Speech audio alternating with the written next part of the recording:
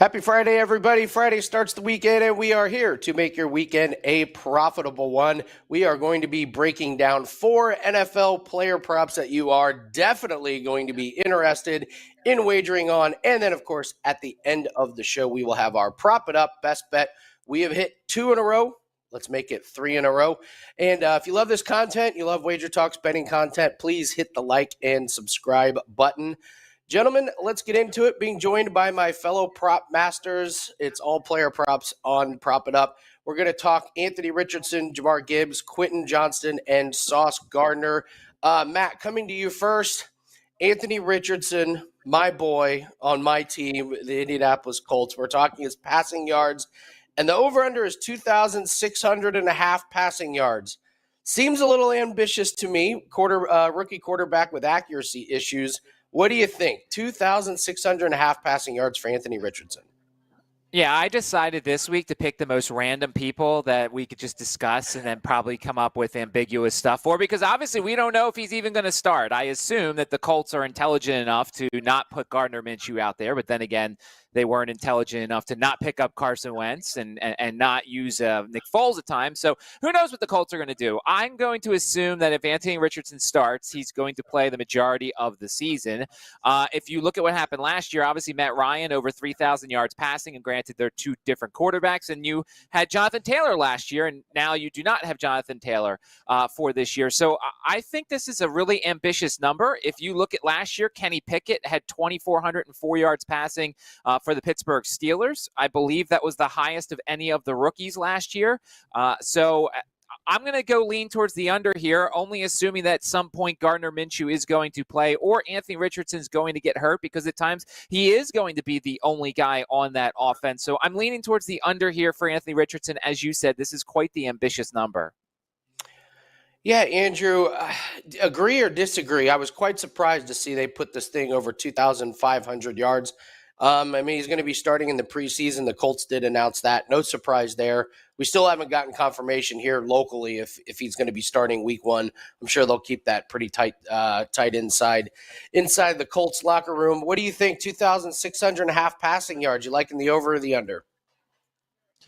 Well, I certainly agree that Matt picked a handful of props on players that I probably won't be betting on all season this year. So definitely good for me to try to learn about some new players, I guess, that I maybe didn't think about betting on. But I like the under here in this one. And I think that this is one of those scenarios where I kind of talk about, when you have certain players that expected to be down in games a lot, they're going to be throwing the ball quite a bit. You talk about the run game, it probably won't be there as much this year. And I think that, they're going to be down. They're going to find themselves in positions to have to air it out. But you talk about the accuracy issues. You talk about all the hype coming in here out of all the young quarterbacks.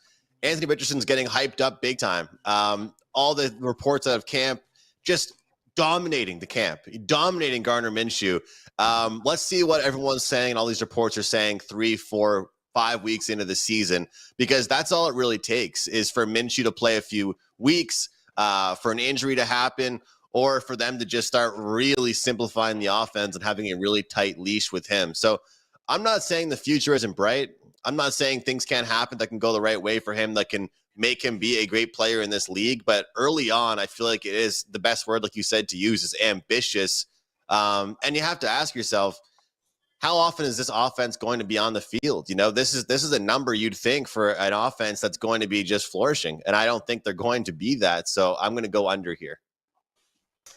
Yeah, as the resident Indianapolis Colt fan, since I live here in Indianapolis, I was absolutely stunned to see this number. I didn't even know it was out, and Matt posted it, and I was like, 2,600. Is that like passing and rushing? It's like, no, just passing. Yeah, listen, I agree with what you guys have said previously. I would also point to that the wide receiving core of Michael Pittman, Alec Pierce, and Isaiah McKenzie just doesn't strike fear in anybody. He doesn't really have that number one alpha receiver that he can go to like on that big 3rd and 7. I guess it's Michael Pittman. But I just think this offense and especially his passing game is going to be pretty easy for teams to cover. I think this is a running team. I don't know what we're going to get from Jonathan Taylor. It could be full season, could be nothing at all.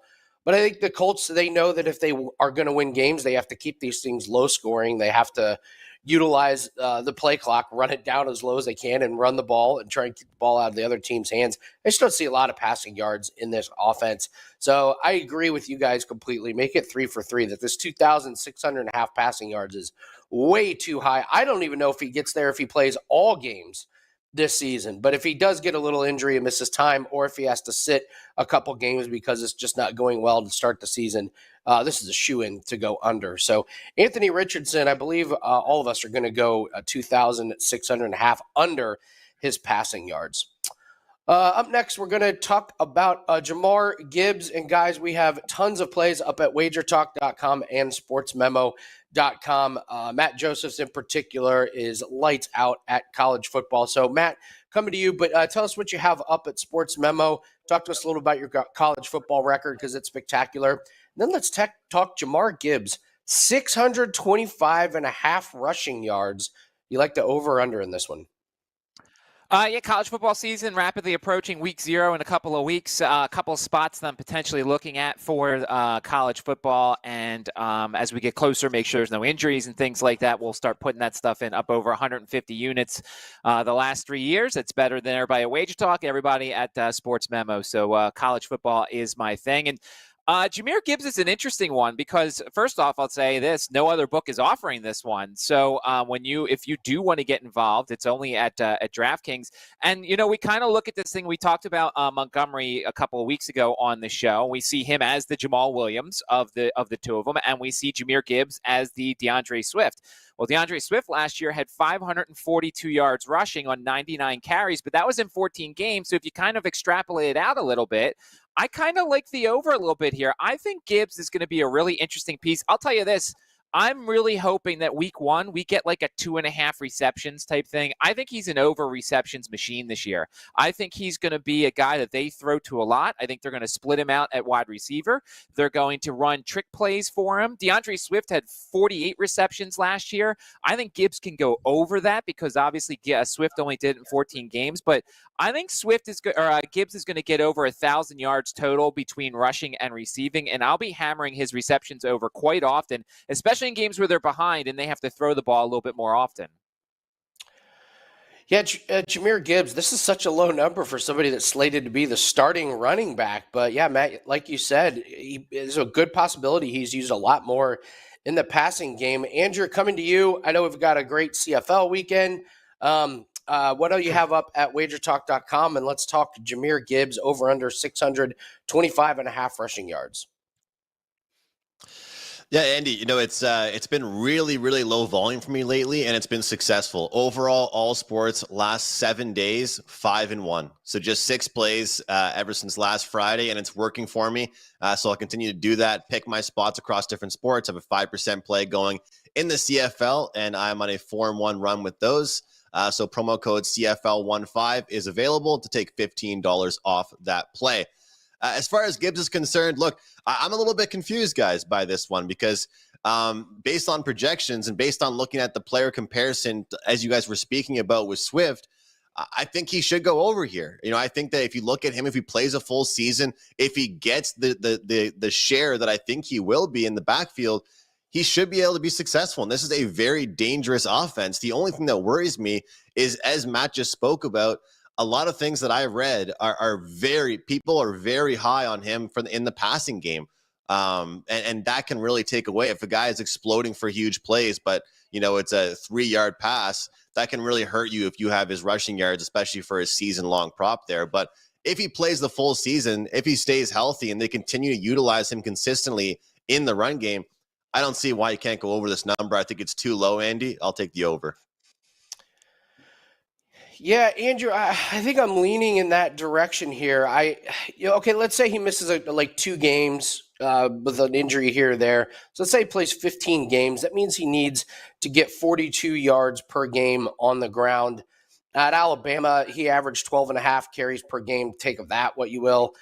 We know David Montgomery is going to take away some carries, but that's not going to be all the carries. And we talked about how we like David Montgomery maybe more in the goal line situation and maybe on the running on some of the running plays, but don't forget they're going to be thin at wide receiver to start the season. The Lions are. They had the 13th most rush attempts last year. They were 15th in yards per rush. And if David Montgomery misses any time, Gibbs is going to get even more carries. This number is also really low because one big explosive run eats a chunk out of this number. I mean, if he rips a 40 or 50-yard run just once this year, all of a sudden this number gets really, really lowered for the rest of the year. So I just think the opportunity is there, and as explosive he is in the passing game, he's going to get carries. 625 and a half. We're going to need him to stay healthy. We're going to need him to be involved more in the running game than I think maybe we think he might be, but I think it's very possible, and I'm not going to go under on this one. It's just too low of a number. A couple of explosive plays. He's part of the way there, and the Lions are going to have to run the ball to keep up with that thin wide receiving core. So I'm going Jahmyr Gibbs over 625 and a half rushing yards as well. Matt, coming to you, this next one is a really interesting one. Quentin Johnston, he's got a low number, 575 and a half receiving yards. There's probably not a lot of people that know Quentin Johnston, so tell us what you know about him, and what do you think about this number at 575 and a half? To me, this is my favorite play of all of them. Quentin Johnston was the number one wide receiver at TCU. He was very good. He ran some deeper routes when needed, but was usually just a reliable wide receiver at TCU. And I think he landed in the perfect situation. Last time I checked, Mike Williams doesn't stay healthy. Played 13 games last year. Last time I checked, Keenan Allen doesn't stay healthy. He only played 10 games last year. So if you look at the extra guys, Joshua Palmer had 769 yards receiving. Austin Ekeler had 722. Who knows how Austin Ekeler is going to be this year? The contract situation, he came back, and he's probably going to say all the right things. We know how much he loves fantasy football, so I think he's going to try, but maybe there's some times where he's got, my hamstring, I can't play. So that's a weapon. Gerald Everett had 555. DeAndre Carter had 538.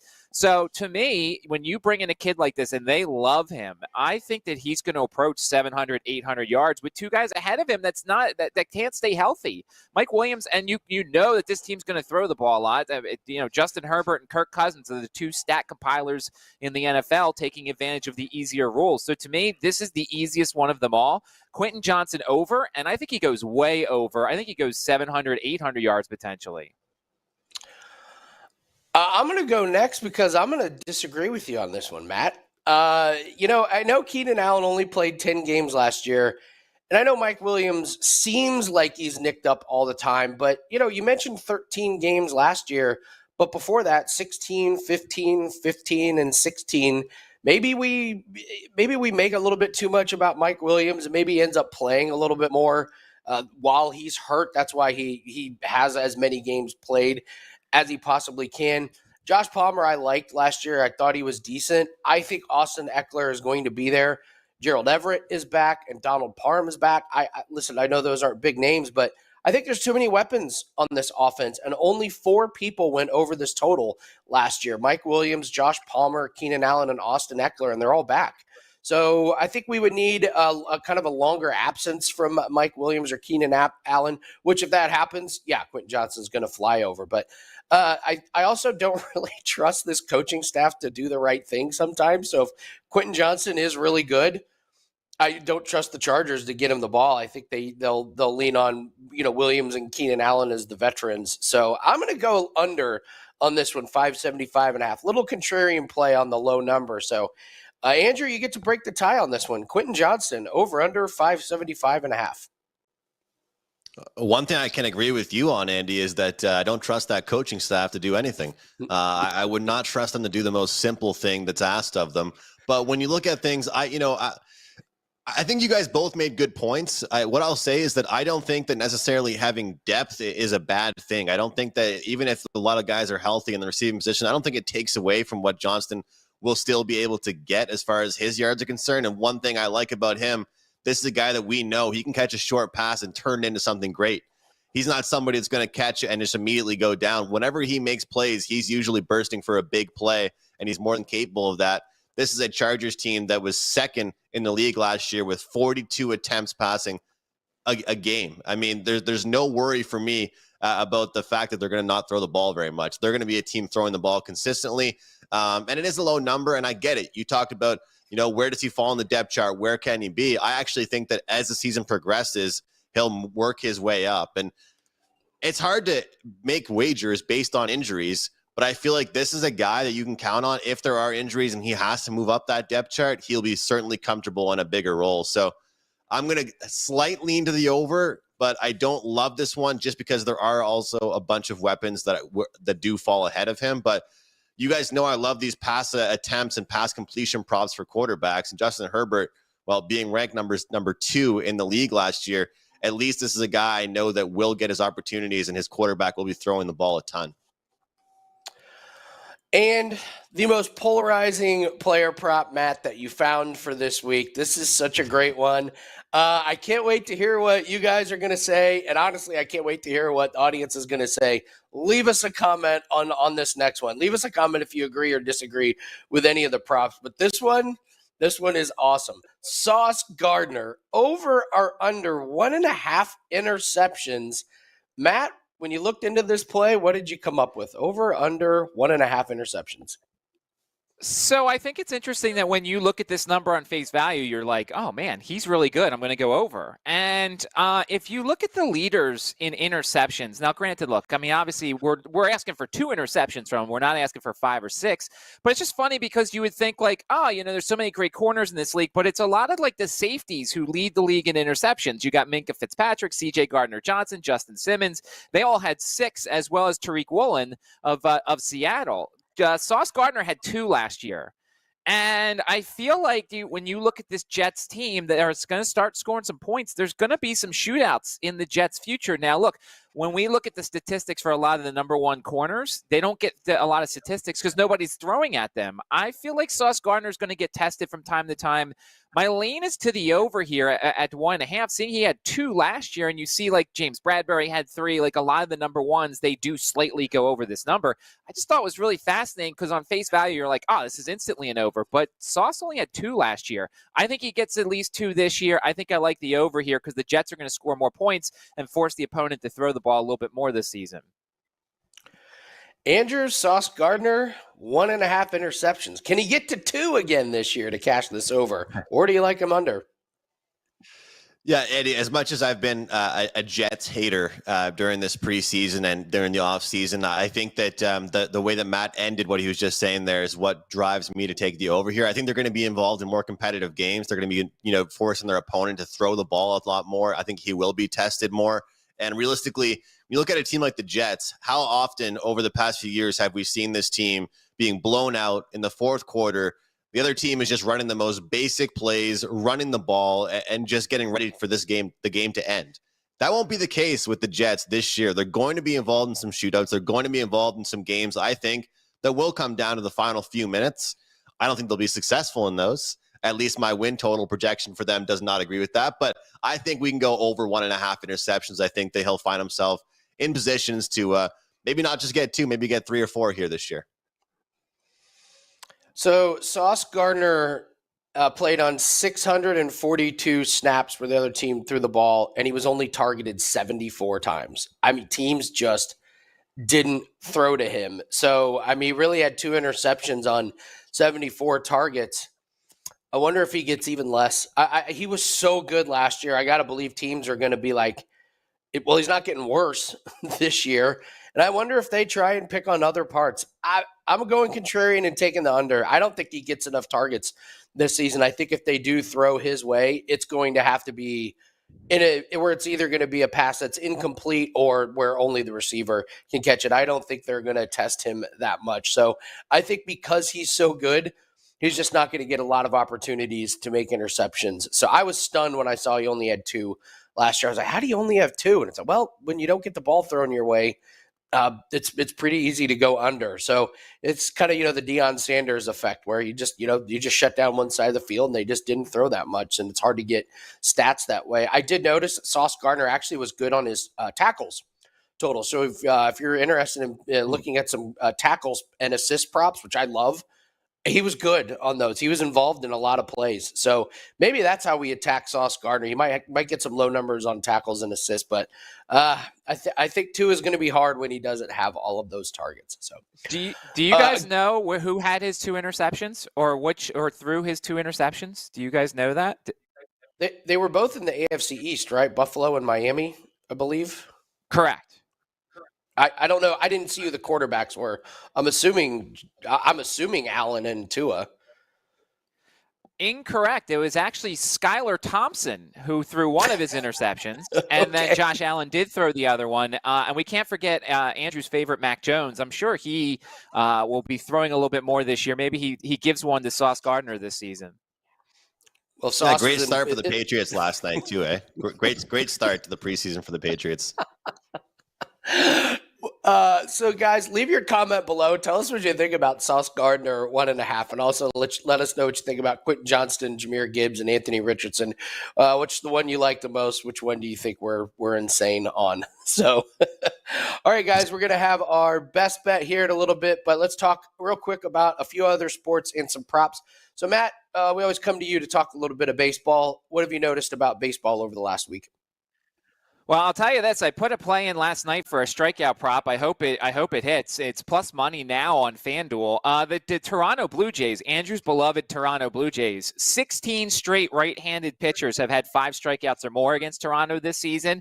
Javier Assad going for the Cubs. I was hoping for a 3.5. It is a 3.5. Now, he hasn't gone very long, although last start he threw 83 pitches in his start against the Braves. Obviously, the Braves are beating everybody up.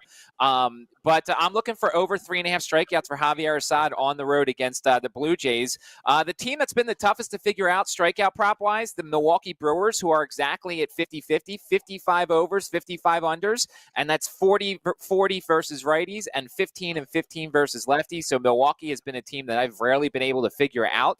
Also, anytime you see the Braves over 2.5 runs in the first 5 innings, you pretty much have to take it. You got it once again today against the Mets.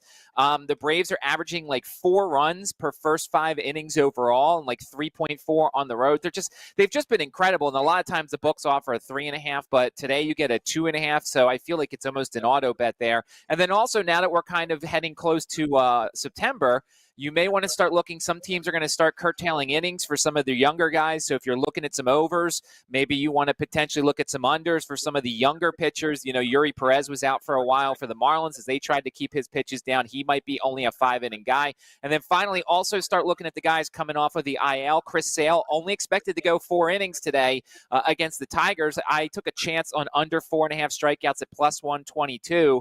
You know, sometimes these guys, when they come off the IL, they're not necessarily looking for strikeouts. They're looking for outs. Case in point, last night, Clayton Kershaw only had 2 strikeouts against the Colorado Rockies after being on the IL for a while. So just kind of watch out for some of these things as we head towards the end of the baseball regular season. Great stuff from Matt Josephs. All of his plays can be found at sportsmemo.com. Andrew, coming to you, you're going to talk quick hitter season-long TD props in the NFL. What do you got for us? Yeah, I mean, you guys didn't think I would, have a show here with you guys without talking about the Packers for a second. I got to talk about my man Christian Watson, and the fact of the matter is, all of his touchdowns last year, guys, were actually in weeks 10 to 13. He had 7 touchdowns during that span. Now, with a new quarterback at the helm, with people projecting them maybe not to be as good, his number's down to 5.5. You know, he is the clear number 1 guy. Jordan Love, I think I'm higher on him than a lot of people. He's going to have a clear target share that's going to be very, very favorable. And you look at some of these scheduling spots here, I feel as if this Packers team, as much as I think they might be run dominant in some games, they're going to have to put points on the board. They're going to have to score.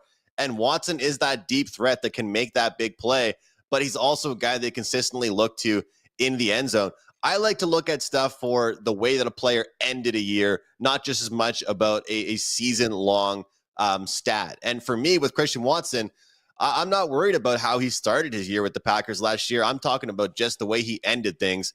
And like I said, he gets 7 last year. We're moving the total down to 5.5 for this year. I'll take the over for Christian Watson. And this is kind of an obvious one here, or I shouldn't say obvious, but a bigger name guy here with Justin Jefferson. His number's at 8.5. Last year, he lands at 8. Top of the league in receptions, top of the league there with yards. He was only second to Travis Kelce as far as end zone targets. To me, this is a guy that I think will even get more targets this year than he did last year. Some people talk about depth on this team and the fact that they might be regressing after a big year last year. I feel like he can get over 8.5. And as much as he really contributed to the team and was that superstar that he is, I'm sure he wants to find the end zone. The team will start targeting him more there and try and get the job done. So over 8.5 for Justin Jefferson and over 5.5 for Christian Watson as far as their touchdowns are concerned for this coming year. Great work, Andrew McGinnis, all of his plays at WagerTalk.com. And Andrew, I listen to fantasy football podcasts. There's a stat that's going around. I'm going to butcher it, but it's something like Justin Jefferson was tackled 6 times on the 1 yard line last year. Like he could have had 12 touchdowns, or he could have had 13 touchdowns. So there's the talk is that Justin Jefferson could really regress up and be a monster in the touchdown category. So, all right. Let's get into some UFC and Bellator. There's one fight in Bellator. I'm going to talk distances here for these. There's one fight in Bellator that I think you got to take to not go the distance, or at least under 1.5, and that is the under machine, Lucas Brennan. Lucas Brennan is just, man, he's a torpedo. As soon as the fight starts, he just runs at his opponent. He gets on his opponent's backs and gets the submission real quick. He's Bellator's golden boy. They want him to win. He's fighting Weber Almeida, who I just don't think is fast enough to hold Brennan off. And if Brennan does lose, it's probably because Almeida catches him coming in with a shot. But take the under. Lucas Brennan's fights always go under. And then if we're moving over to UFC, there's a couple fights that I think do not go the distance, and you can even maybe look at under 2.5. Isaac Dolgarian and Francis Marshall. Isaac Dolgarian's coming over from LFA. None of his fights have lasted more than 3 minutes, but he's been fighting chumps. His last fight was against a 44-year-old boxer. This is a massive step up in competition for him. He's going to come out of the gates really, really fast, and if he does not get to finish early, his opponent, Francis Marshall, is too good of a wrestler and striker. So Dolgarian's either going to get an early finish or he's going to get finished himself because his cardio is not going to last. And Marshall is coming off of a really unfortunate loss where he was beating himself up that he didn't win that fight.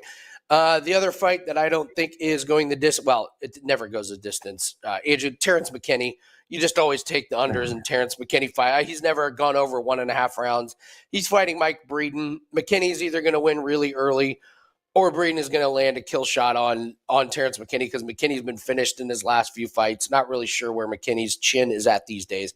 Those fights aren't going to go the distance. The one I do think goes the distance is Tafon Nchukwi and AJ Dobson. Those guys are very low volume. They're not exciting fighters. There's